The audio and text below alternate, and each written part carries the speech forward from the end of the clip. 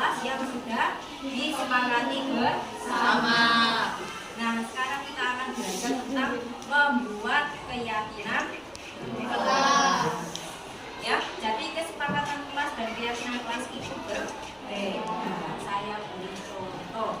Misalkan kalau untuk kesepakatan kelas kalian tidak boleh membuang sampah sembarangan. Nah, kalau keyakinan kelas ini kalimatnya positif. Ya, kalimatnya diubah menjadi kalimat positif.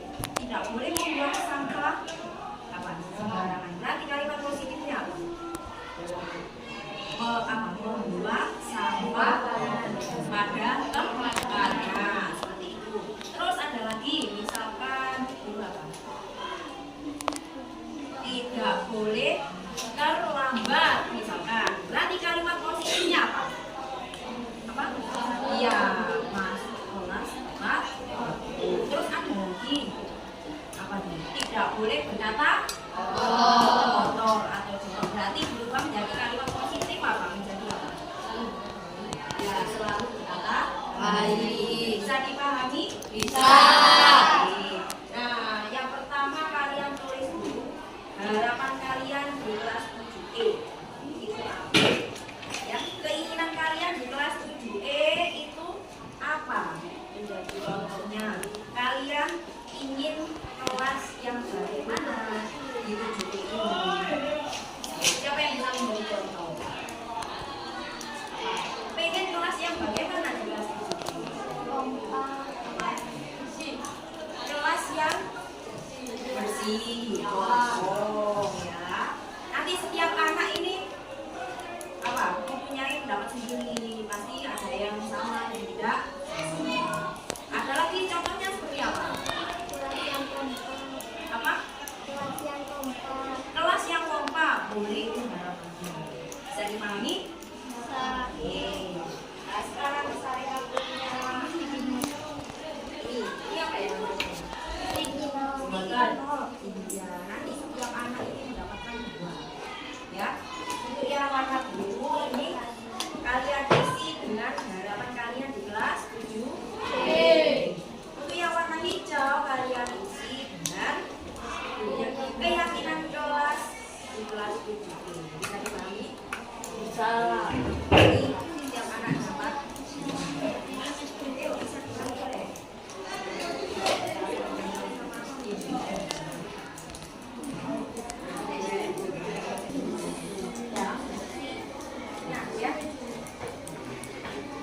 Harapannya kalian semua nanti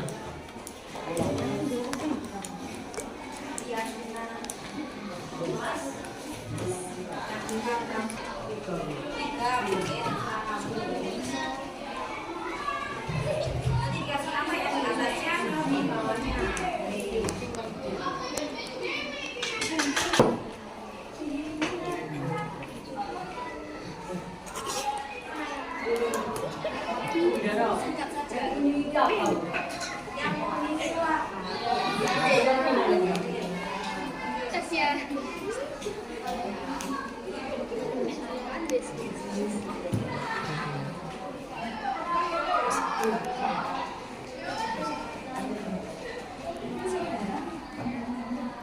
Kalau sudah di sini stempel.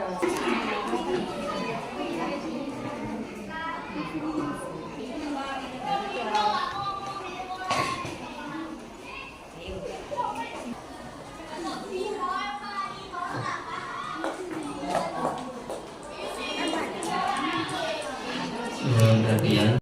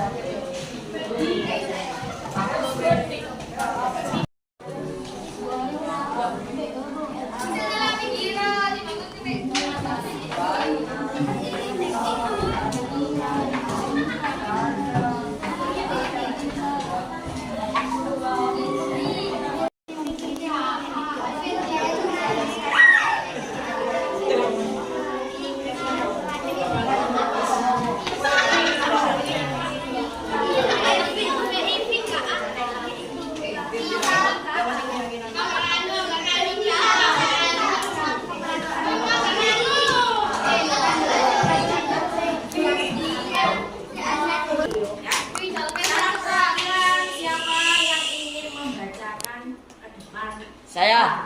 Ini. Ayo,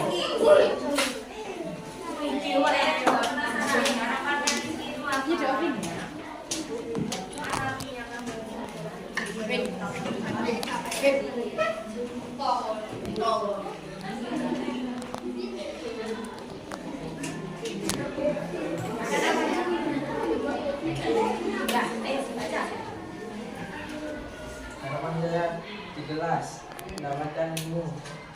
bisa mendapatkan ilmu. Oke, bagus sekali. Terus keyakinannya apa? Keyakinan kelas. Mana?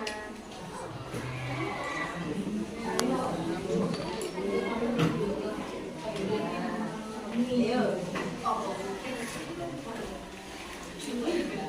Patuh kepada aturan kelas. Kenapa? Patuh terhadap aturan kelas. Oke.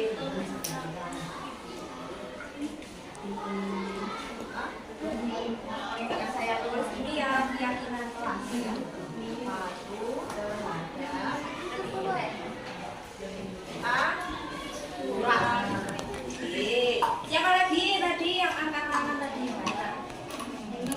Belakang tadi Bu. Ya, yang belakang tadi. Ayo, cewek. Pika ya. Ayo sini, Pika. Pika kan ya namanya? Ayo, yang menang lomba. Lomba poster.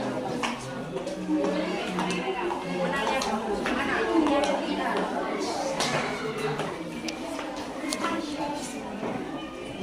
Ayo dibaca. Apa? Kelas 7E selalu kompak, menjadi kelas juara, memiliki banyak anak berprestasi. Iya, banyak sekali harapannya. Berharap kalau di kelas 7E ini menjadi kelas yang kompak. Bisa? Bisa. Meraih banyak prestasi. Bisa? Bisa. Dan meraih banyak juara. Bisa? Bisa. Lanjut. Keyakinan kelas.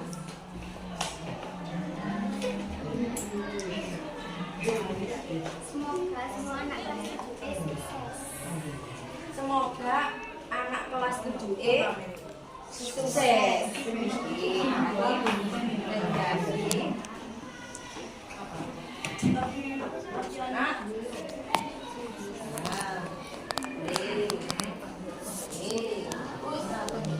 Ayo, siapa lagi yang mau membacakan? Ayo, tadi banyak yang angkat tangan. Nah, Aska. Ayo Kak. Gantian cowok, cewek. Ya, dibacakan. Harapan saya adalah anak kelas 7 menjadi murid yang aktif dan rajin dalam belajar. Ya, bagus sekali. Ya, harapannya adalah 7M menjadi murid yang aktif dan apa? Dan rajin dalam belajar. Ya. Ayo. Keyakinan. Nah. Iya, bagus sekali. Ini membuang sampah pada tempatnya. Ayo lanjut, siapa lagi yang mau membacakan? Harapan dan keyakinan kelasnya, angkat tangan. Ayo, sini. Siapa namanya? Aisyah Zahra. Aisyah panggilannya. Ayo Aisyah Zahra. Harapan saya di kelas mendapatkan teman banyak dan baik-baik. Iya. Mendapatkan teman yang banyak dan baik-baik. Insya Allah di kelas 2 ini baik-baik anaknya ya. Lanjut. Keyakinan saya di kelas 7E datang tepat waktu. Iya, datang tepat. Ayo siapa lagi yang mau membacakan? Bacakan. Setelah yoga, terus ayo yang iya punya sendiri yang mana? Oke, ayo dibaca.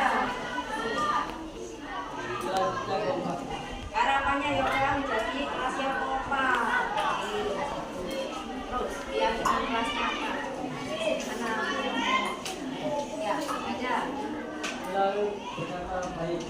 Selalu berkata baik berarti tidak baik. Iya, benar ya.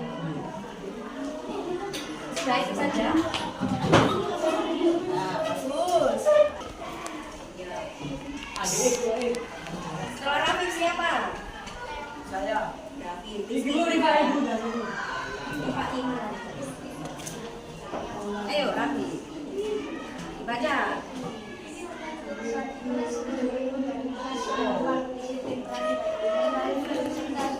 Kelas 7E menjadi kelas yang kompak dan disiplin. Mana? Ini ada Rafi. Untuk yang ini kelas.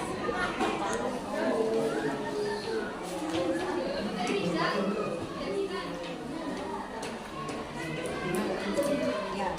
Ya. Ayo, nanti ke temannya. Biar tahu temannya.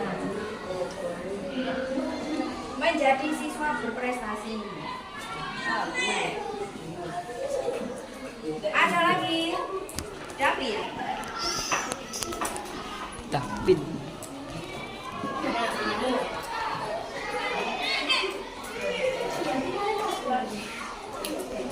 Saya berharap kelas ini bisa selalu rukun dan tidak saling bertengkar satu sama lain. Selalu rukun dan tidak saling bertengkar satu sama lain. Bisa ya? Takut. Ayo, ya. Nah, sekarang.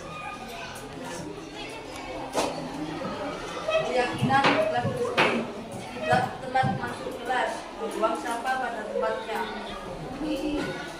Buang sampah pada tempatnya dan nanti angkat tangan KB. Ayo, siapa lagi yang mau membacakan? Angkat tangan. Iya, silakan maju. Siapa namanya? Iya. Saya berharap kelas saya menjadi yang terbaik dan yang terbaik. Iya. Karena banyak kelas setiap anak adalah bintang. Iya, bagus sekali. Setiap anak adalah bintang. Ya.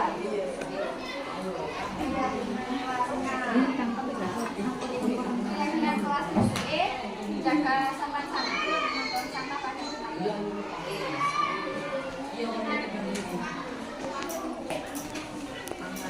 Jadi bagus harapannya dilihat untuk kelas E. Ya, setiap anak adalah bintang. Harapan E. Apa namanya dia di kelasnya juga? Jaga sopan santun, terus apa lagi? Iya. Tidak membuang sampah. Membuang sampah pada tempatnya. Oke. Satu lagi, terakhir. Wes, ayo. Ayo, angkat tangan. Iya, silakan maju. Satya ya? Iya, ada Satya, ada Satya. Kalau Satya itu yang mana? Satya. Satya. Baca, ya Kak. Membawa nama baik kelas 7E. Bisa membawa nama baik kelas 7E.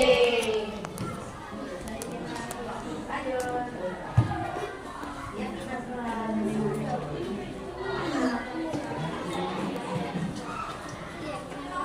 Saya yakin kelas 7E menjadi kelas yang kreatif. Saya yakin kelas 7E menjadi kelas yang disiplin. Dan kreatif. Kreatif, terus disiplin.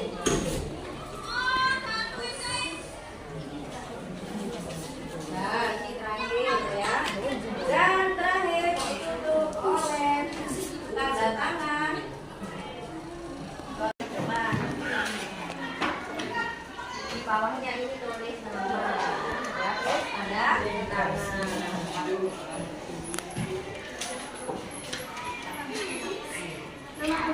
Ya.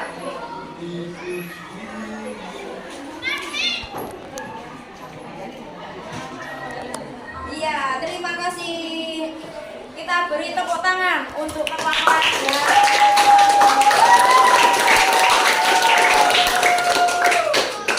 Oke, kelas tadi yang sudah kalian tuliskan dan sepakat kita jadikan keyakinan kelas 7. Nanti apa saja? Yang pertama adalah patuh terhadap aturan. Berarti semua aturan yang ada di kelas maupun di sekolah. Terus menjadi anak yang sukses, membuang sampah pada tempatnya, datang tepat waktu, selalu berkata baik, ya. Berarti perkataannya apa harus baik, tidak boleh kotor, ya. Terus menjadi siswa berprestasi, ya. Menjadi siswa berprestasi itu tidak harus menjadi siswa yang juara 1, 2, tapi banyak sekali. Contohnya apa? Bisa kalian berprestasi di bidang terus akademik, terus kesenian, ya bisa. Misalkan kalian bisa menyanyi, bisa menari, gitu ya. Terus menjaga sopan santun pada siapa? Semua orang, pada teman, terus pada guru, pada orang tua, ya. Dan yang terakhir adalah menjadi kelas yang kreatif dan disiplin, ya. Disiplinnya. Kira-kira bisa anak-anak kelas 7E? Bisa. Keyakinan kelas ini selanjutnya apa? Kita terapkan tidak hanya di kelas saja, ya. Kalau di kelas sudah kalian jalani, maka nanti di luar kelas, contohnya di sekolah, di rumah, ya, bahkan di masyarakat kalian akan terbiasa. Saya anak-anak, ya. Di terakhir tadi kita datangani oleh orang tua, ya. Nanti kita akan buat apa namanya semacam catatan, terus di apa? Tempel, itu ya. Terima kasih. Wassalamualaikum warahmatullahi wabarakatuh.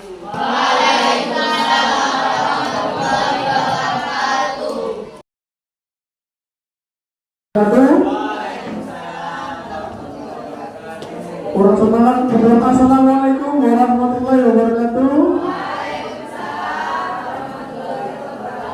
Ya, alhamdulillahirobbilalamin. Terima kasih atas jawaban salamnya. Ya, alhamdulillahirobbilalamin.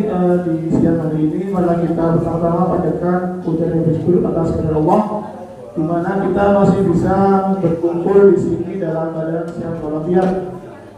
Kemudian salam mari kita panjatkan kepada Nabi kita Nabi besar Muhammad SAW yang akan menunggu sahabatnya di hari akhir nanti. Kemudian Bapak Ibu, mungkin Bapak Ibu bertanya-tanya kenapa ada kegiatan seperti ini.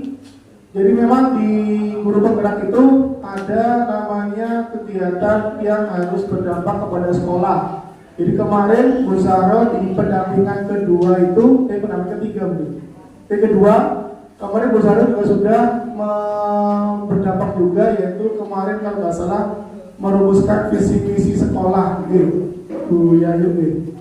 Jadi kemarin juga ada Bu Saro memberikan apa namanya arahan atau langkah-langkah bagaimana cara kita memrefleksikan visi yang ada di sekolah itu seperti apa. Kalau memang perlu dirubah, monggo. Kalau enggak, ya tidak apa-apa. Kemudian yang kedua ini adalah mengenai materi, yaitu budaya positif.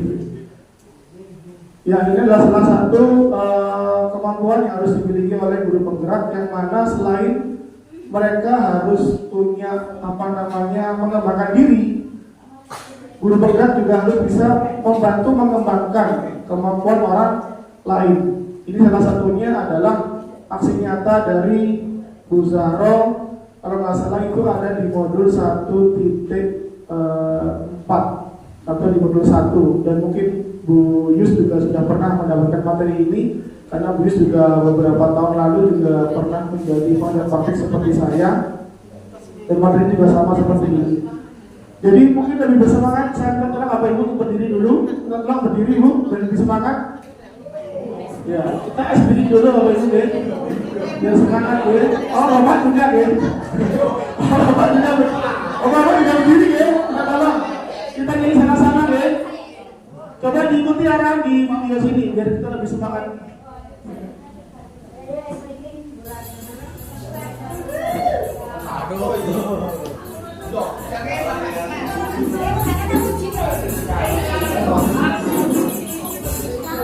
Piput karputan berkebun sama pasti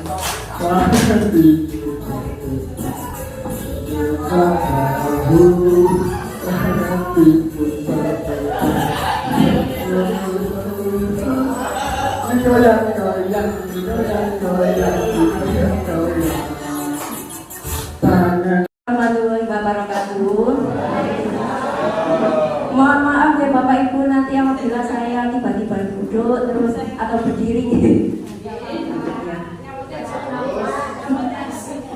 Mohon izin Bapak Ibu bahwa di sini saya ingin menyampaikan tugas dari pendidikan guru penggerak. Jadi ada aksi nyata dan di aksi nyata tersebut guru penggerak diharuskan untuk menyebarkan materi yang sudah diperoleh dalam pendidikan guru penggerak.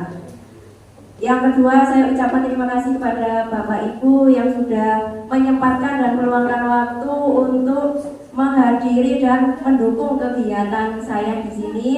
Dan mohon izin sekali lagi kepada Bapak Ibu karena materi yang saya sampaikan di sini mungkin ada beberapa yang tidak sesuai dengan apa yang Bapak Ibu maksud. Mungkin nanti mohon pencerahan dan penguatannya nih Bapak Ibu.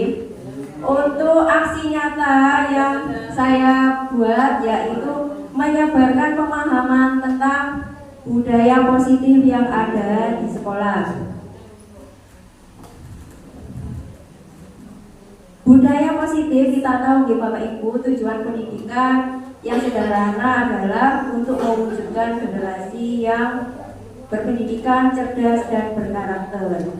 Cerdas bagaimana dengan cara mewujudkan dalam proses pembelajaran. Kemudian berkarakter salah satunya adalah dengan cara menumbuhkan kebiasaan yang positif. Nah, kebiasaan tersebutlah yang dinamakan budaya.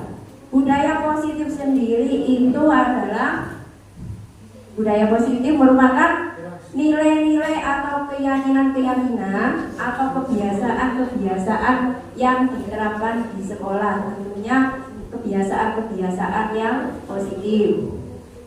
Lanjut ya. Nah, kemudian budaya positif tentu tidak terbentuk begitu saja. Nah, dalam lingkup terkecil dulu, di situ ada yang namanya peraturan kelas. Diawali dari peraturan kelas dulu, pasti di setiap kelas itu ada peraturannya nih.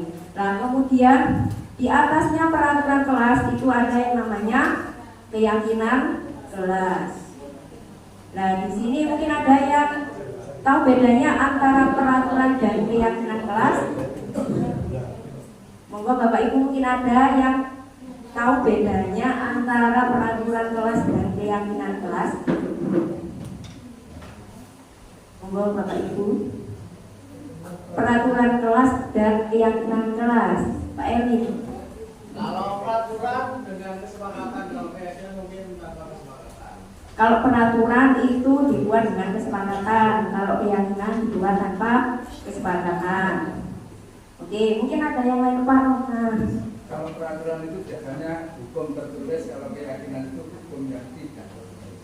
kalau peraturan itu hukum tertulis, kalau keyakinan itu tidak, hukum tidak tertulis. Apa jenis keyakinan tidak tertulis? Monggo, mungkin ada Bapak Ibu yang lain, mata pelajaran lain mungkin. Bedanya antara peraturan dan keyakinan kelas. Apakah sama atau berbeda? Pak Muji mungkin.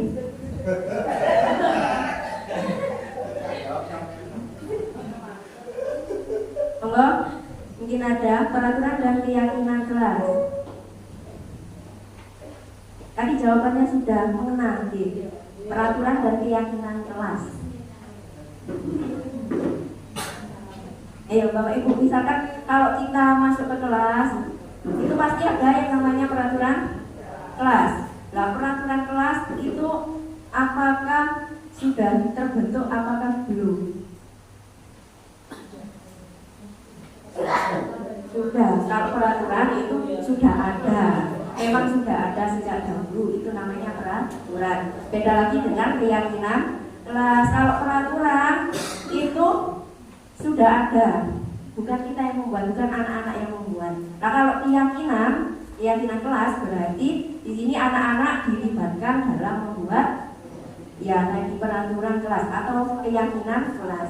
Jadi timbul yang namanya kesepakatan dengan siswa. Nah dari kesepakatan tersebut, apabila siswa tidak melaksanakan keyakinan tersebut, maka akan terjadi konsekuensi. Kalau peraturan pasti ada sanksi, kalau keyakinan pasti ada konsekuensi. Kemudian dari keyakinan kelas, apabila keyakinan kelas itu sudah terbentuk, maka akan tercipta lingkungan positif. Dari lingkungan positif, maka di lingkungan tersebut akan membudaya yang namanya budaya positif. Lanjut Pak. Nah kemudian konsep utama dalam budaya positif di sini ada banyak, ada 7 poin. Yang pertama tentang perubahan paradigma belajar, yang kedua tentang disiplin positif, yang ketiga tentang kebutuhan dasar manusia, yang keempat motivasi perilaku manusia, yang kelima restitusi atau posisi kontrol guru, 6 keyakinan kelas, dan yang ketujuh adalah segitiga restitusi. Karena materinya banyak, maka yang akan saya sampaikan di sini singkat saja nih. Lanjut Pak. Yang pertama yaitu pembelajaran paradigma baru. Pembelajaran paradigma baru ini pembelajaran yang dirancang berdasarkan prinsip pembelajaran berdiferensiasi, sehingga para peserta didik belajar sesuai kebutuhannya untuk mewujudkan profil pelajar Pancasila. Nah, kemudian di sini ada miskonsepsi tentang teori kontrol. Teori kontrol ini adalah teori yang menjelaskan bagaimana cara kita untuk mengontrol disiplin siswa. Nah, miskonsepsi ini adalah konsep yang awalnya kita pikir benar, tapi ternyata itu salah nih. Yang pertama, ilusi guru mengontrol murid. Yang kedua, ilusi bahwa semua penguatan positif itu efektif dan bermanfaat. Yang ketiga, ilusi bahwa kritik dan membuat merasa bersalah itu mampu menguatkan karakter. Dan yang keempat, ilusi bahwa orang dewasa itu berhak untuk memaksa. Nah, kemudian konsep yang selanjutnya adalah tentang disiplin positif. Disiplin positif ini merupakan salah satu cara untuk menerapkan disiplin yang bertujuan untuk menumbuhkan kesadaran serta memberdayakan peserta didik tanpa imbalan atau reward, ancaman atau hukuman. Karena kita tahu biasanya anak-anak melakukan disiplin positif itu karena ada yang namanya hukuman dan imbalan. Lanjut Pak. Kemudian ada nilai-nilai kebajikan. Nilai kebajikan ini adalah nilai yang disepakati bersama, lepas dari suku, bangsa, agama, bahasa maupun latar belakangnya. Nah, nilai kebajikan ini ada beberapa. Di situ ada 3 contoh nilai kebajikan berdasarkan institusi atau organisasi. Nah, yang kita pakai sekarang adalah yang profil pelajar Pancasila. Di situ ada beberapa nilai yang dulu sudah pernah dinyanyikan Bu Ida pada waktu upacara. Sakit ya Bapak Ibu? Yang bisa dengan gerakannya mungkin ada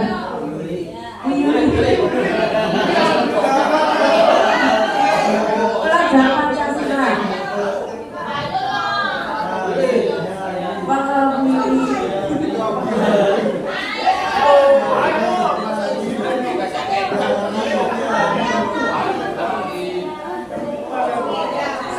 Bapak Ibu, belajar Pancasila.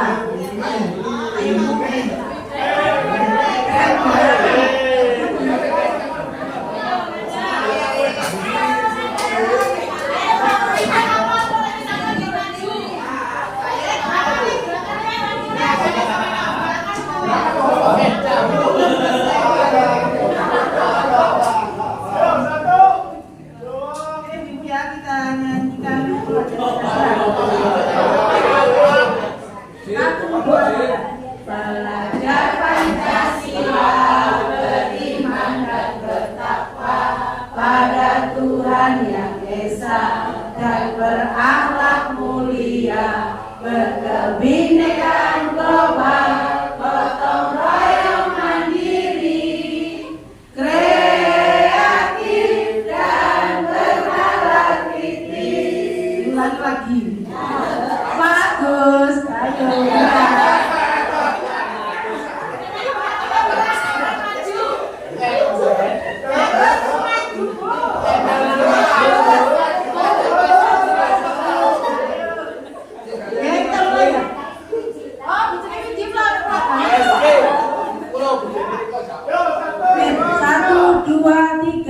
Belajar Pancasila, beriman dan bertakwa pada Tuhan Yang Esa, dan berakhlak mulia, berkebinekaan global, gotong royong mandiri, kreatif dan bernalar kritis. Terima kasih.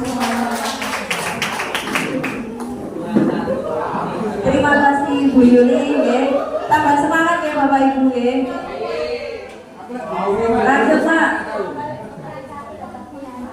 Kemudian selanjutnya ada konsep tentang 5 kebutuhan dasar manusia. Kebutuhan dasar berarti adalah kebutuhan yang apa Bapak Ibu?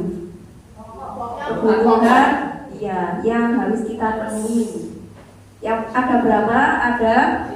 Ada 5 nih. Yang pertama adalah kebutuhan bertahan hidup. Yang kedua adalah kebutuhan kasih sayang dan rasa diterima. Yang ketiga adalah kebutuhan penguasaan. Yang keempat adalah kebutuhan akan kebebasan, dan yang kelima adalah kebutuhan akan kesenangan. Kebutuhan bertahan hidup ini berhubungan dengan bagaimana cara kita untuk bertahan hidup. Contohnya makan, pakaian, tempat tinggal, kemudian bernafas, terus apa lagi? Pokoknya bagaimana cara kita untuk hidup ini. Kemudian kebutuhan kasih sayang dan rasa diterima. Ini rasa diterima bagi pendidikan atau menjadi bagian dari kelompok tertentu. Kemudian yang ketiga ada kebutuhan penguasaan. Ini tentang harga diri atau keinginan untuk dianggap memimpin dan berprestasi. Kemudian ada kebutuhan kebebasan. Ini meliputi mandiri, memiliki pilihan sendiri, dan mencoba hal baru. Dan yang terakhir adalah ada yang namanya kebutuhan berupa kesenangan. Itu contohnya bermain, humor, kemudian tertawa dan antusias. Lanjut Pak. Sama dengan kita anak-anak juga seperti itu, pasti mereka memiliki kebutuhan. Nah di sini saya ada kasus, mungkin kalau ada kesamaan nama ini tidak disengaja ya. Ini ada kasus yang berkaitan dengan 5 kebutuhan dasar manusia tadi yang dikaitkan dengan kebutuhan murid. Kasusnya di sini ada Ibu Ria. Ibu Ria itu adalah guru kelas 7 di SMP Permai. Sedang bingung menghadapi ulah salah satu murid di kelas bernama Agus. Beberapa anak telah datang dan mengeluh kalau Agus seringkali meminta bekal makan siang mereka dengan paksa. Jika Anda menghadapi situasi seperti Bu Ria, Apa yang kira-kira Anda lakukan? Menurut Anda, kira-kira apa alasan Agus melakukan hal tersebut dikaitkan dengan 5 kebutuhan dasar manusia tadi? Monggo Bapak Ibu, kira-kira kalau menemui anak seperti yang namanya Agus ini bagaimana yang dilakukan Bapak Ibu? Dan kira-kira apa alasan Agus berbuat seperti itu?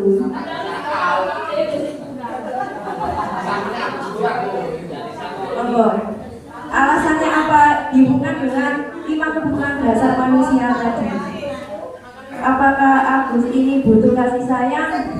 Kasih sayang Agus tuh. Kasih sayang.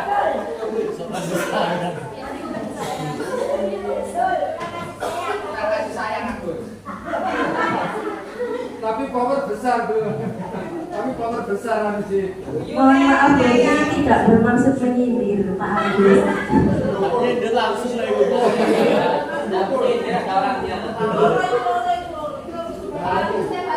Terima kasih. Menurut saya untuk mengatasi itu kita harus mencari latar belakang dulu. Bagaimana Agus itu di rumah bagaimana?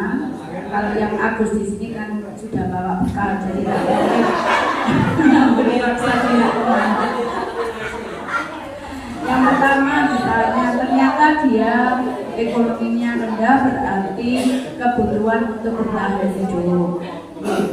Kemudian kalau misalnya dia anak yang broken home, berarti kebutuhan akan kasih sayang sehingga dia merasa perlu diperhatikan dan bersikap yang seperti tadi mengambil paksa untuk nak bekal dari teman-temannya, atau juga dia merasa memiliki power yang kuat di kelas itu sehingga merasa untuk dianggap teman-temannya sebagai jagoan sehingga juga bisa menindas teman-temannya. Mungkin itu 3 kebutuhan dasar. Jadi tetap kita melihat latar belakangnya Agus.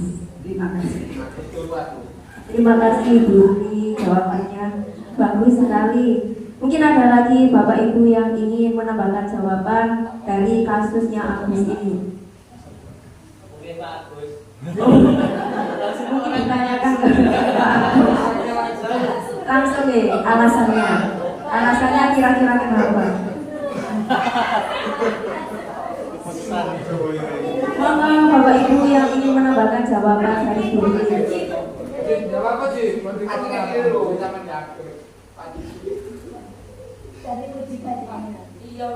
Monggo Bapak Ibu. Mungkin ada kebutuhan lain yang perlu ditambahkan. Mungkin Pak Agus sendiri.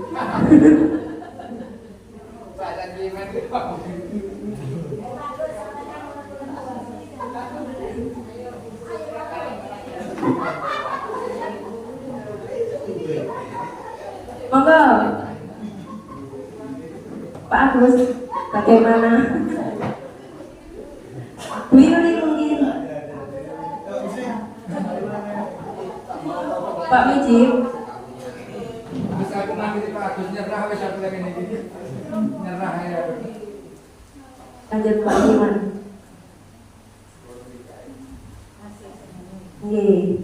Tadi yang sudah dikatakan Bu Yuli tadi sudah benar ya.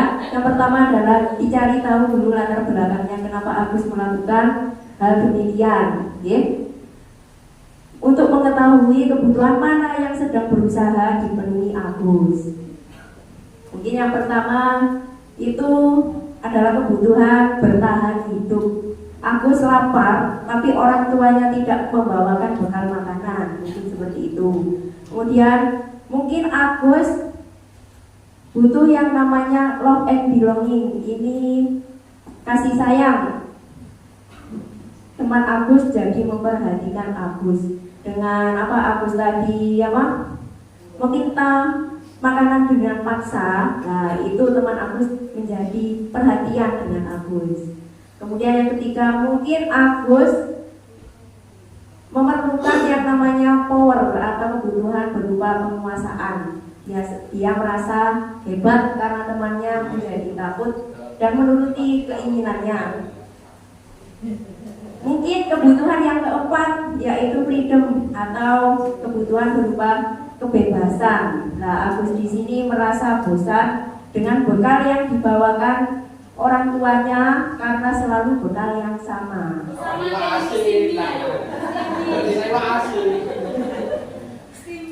Atau kebutuhan yang terakhir yang ingin dipenuhi Agus yaitu kebutuhan berupa fun atau kesenangan. Agus sebenarnya hanya iseng. Dia merasa senang kalau melihat wajah temannya itu kesal, hanya untuk senang saja. Senang saja menggoda teman-temannya. Seperti itu. Lanjut. Kemudian ada motivasi perilaku manusia, bahwa manusia itu bertindak itu pasti ada motivasinya. Motivasi ekstrinsik dan motivasi intrinsik. Ekstrinsik ini untuk menghindari hukuman atau ketidaknyamanan dan untuk mendapatkan imbalan atau penghargaan dari orang lain. Sedangkan motivasi intrinsik ini adalah motivasi yang berasal dari dirinya sendiri, yaitu untuk menjadi orang yang mereka inginkan dan menghargai diri sendiri dengan nilai-nilai yang mereka percaya. Lanjut, Pak. Lalu kemudian ada perbedaan antara hukuman, konsekuensi, dan restitusi. Ini tadi yang berhubungan dengan peraturan dan keyakinan kelas. Kalau peraturan tadi pasti ada hukuman. Hukuman itu adalah tidak terencana atau tiba-tiba. Murid tidak tahu apa yang akan terjadi atau murid tidak dilibatkan. Kemudian berupa hukuman fisik atau psikis dan bersifat satu arah. Sedangkan konsekuensi ini terencana. Murid tetap dibuat tidak nyaman, kemudian sikap guru tetap selalu memonitor murid. Dan yang terakhir di sini adalah restitusi. Restitusi ini adalah proses menciptakan kondisi bagi murid untuk memecahkan masalahnya sendiri. Dan dalam proses ini ada yang namanya proses kolaboratif yang mengajarkan murid untuk mencari solusi sendiri.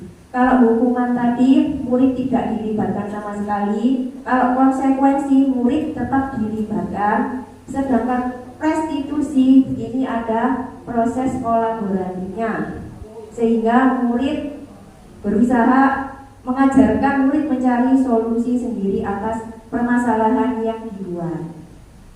Lanjut, Pak. Nah, dalam disiplin positif, posisi kontrol guru itu ada 5.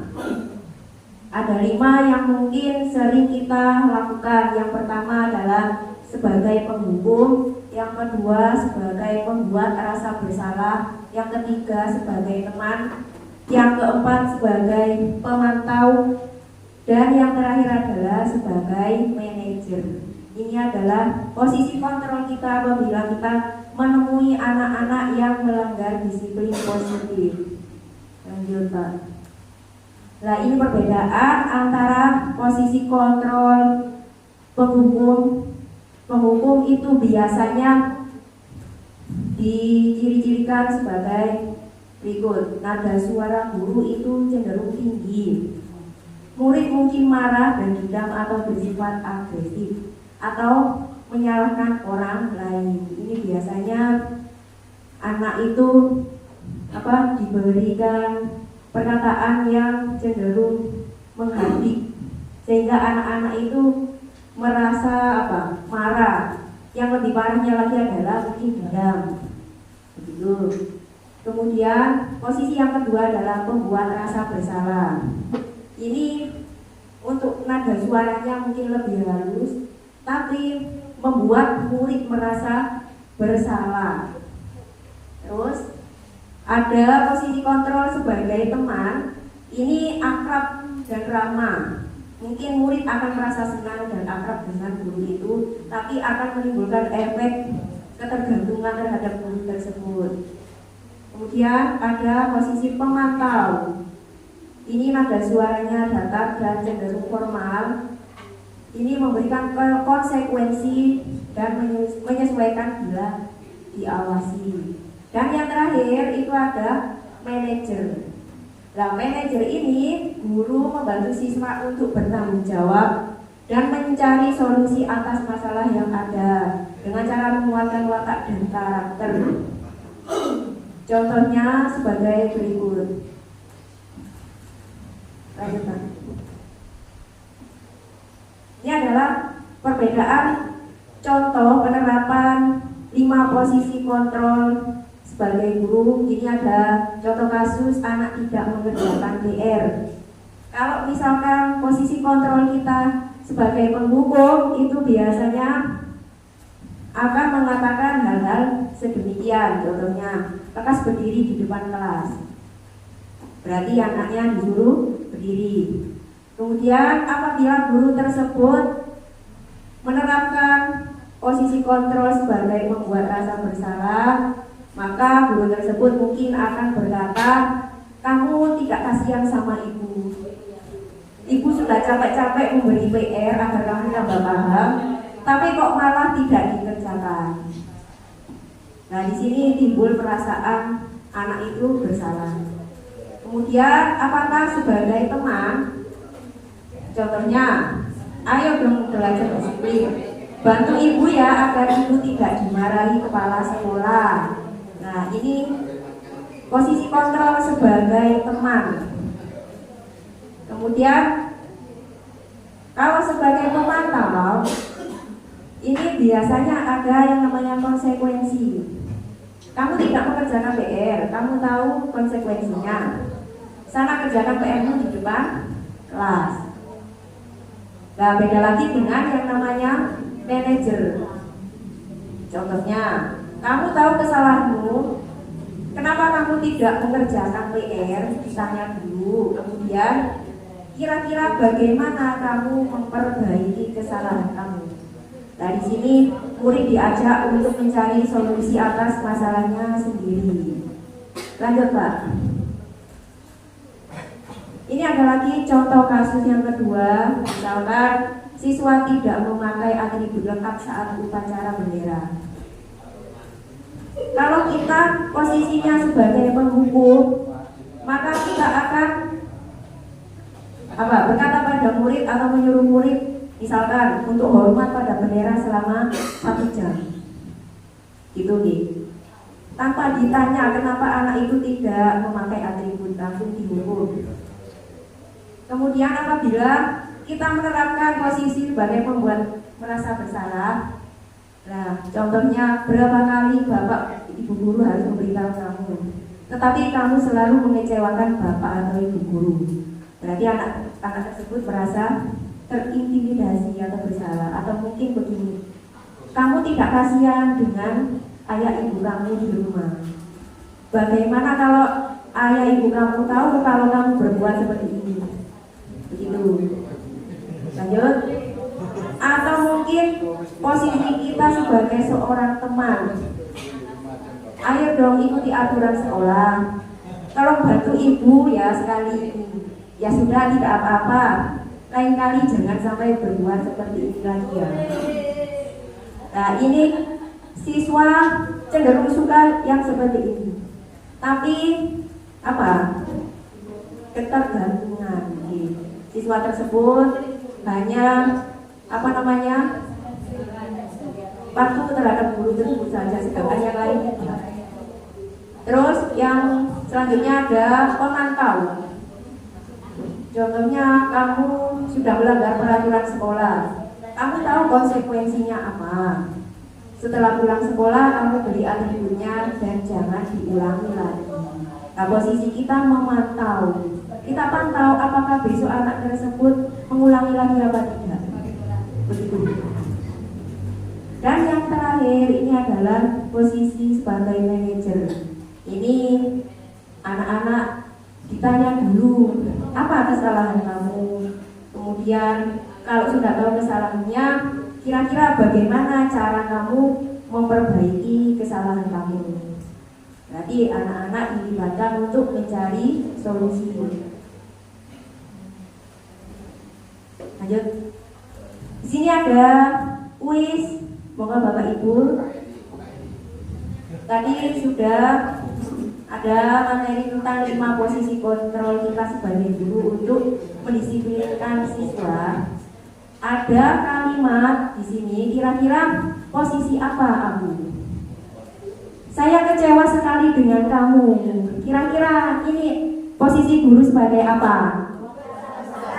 Ya, membuat rasa bersalah. Betul.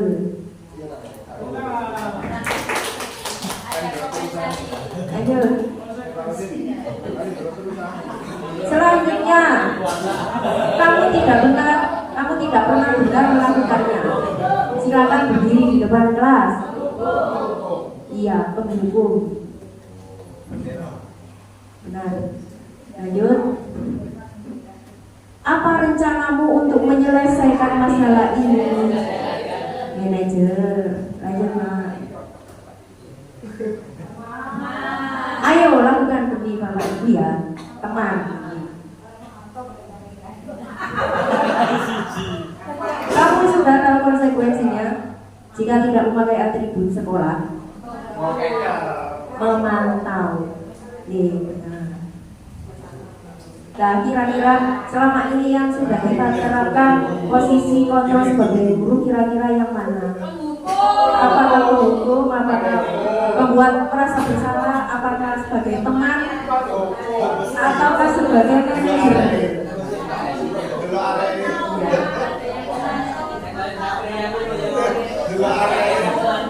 Ya, seperti itu nih Bapak Ibu, kebiasaannya seperti itu. Tingkatan yang tertinggi adalah di posisi kontrol guru sebagai manajer. Kemudian untuk dalam penerapan program disiplin positif, hendaknya guru memiliki standar kepribadian, profesional dan sosial yang baik, dimanapun guru mampu merefleksi dirinya dalam posisi kontrol saat ini sebagai among atau manajer yang menuntun murid-muridnya menjadi insan yang mandiri, merdeka dan bertanggung jawab. Demikian Bapak Ibu materi yang saya sampaikan. Kalau ada kurangnya mohon penguatan dan pencerahannya. Saya kembalikan lagi ke moderator. Teman-teman buat kalian sering kan pernah bertemu gitu. Kira-kira apa? Kira-kira apa kalau yang terlambat terus kita kasih apa? Penguatannya seperti apa agar dia tidak mengulangi lagi? Yang terlambat malah dikasih permen, Pak. Dikasih permen. Kenapa Pak Roman? Mungkin alasannya kenapa Pak? Ya biar besok terlambat lagi. Ya tujuannya akan terlambat bagaimana Bapak Ibu? Kita kalau sudah 10 kali makan permen dia malu, Pak. kalau dia sudah makan 10 permen, Malu dia. dia malu. Iya. Makannya di depan kelas atau di mana? Di depan situ terlambat kasih permen. Terlambat kasih permen kalau sudah 10 permen dia akan malu. Oh iya. Enggak malu ya kebangetan ngono ae. Ya mungkin itu salah satunya. Jadi kita tidak langsung memarahinya. Jadi kadang-kadang kita perlu berkomunikasi dengan anaknya Bapak Ibu. Tidak harus langsung kita langsung memarahi. Kita tanyakan dulu. Seperti yang Bu Sarah tadi bilang, ternyata anak itu melakukan kesalahan mungkin karena ada 5 motor tadi.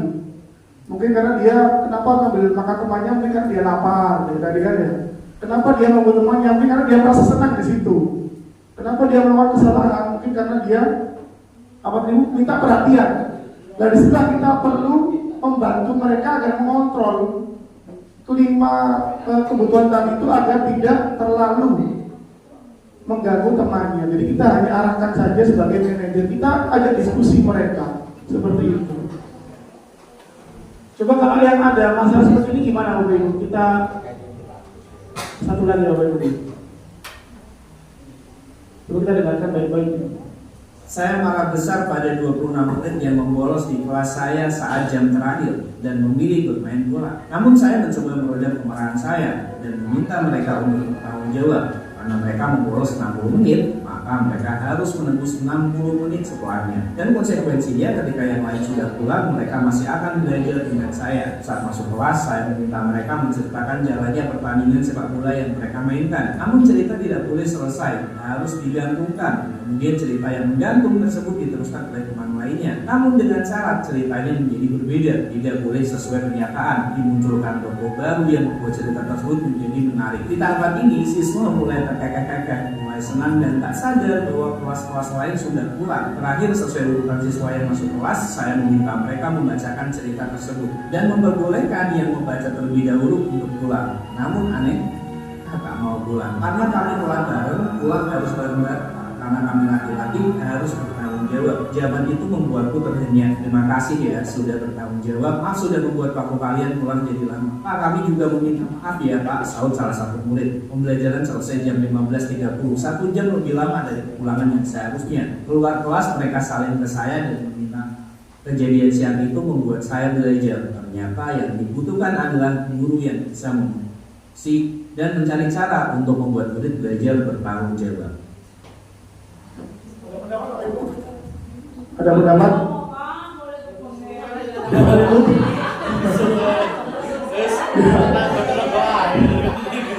Ada pendapat Bapak Ibu? Mungkin di efeknya lah. Kalau caranya mungkin efeknya gimana? Mungkin Bu ada pendapat mungkin yang lain Bu Yus, pendapatnya Bu monggo.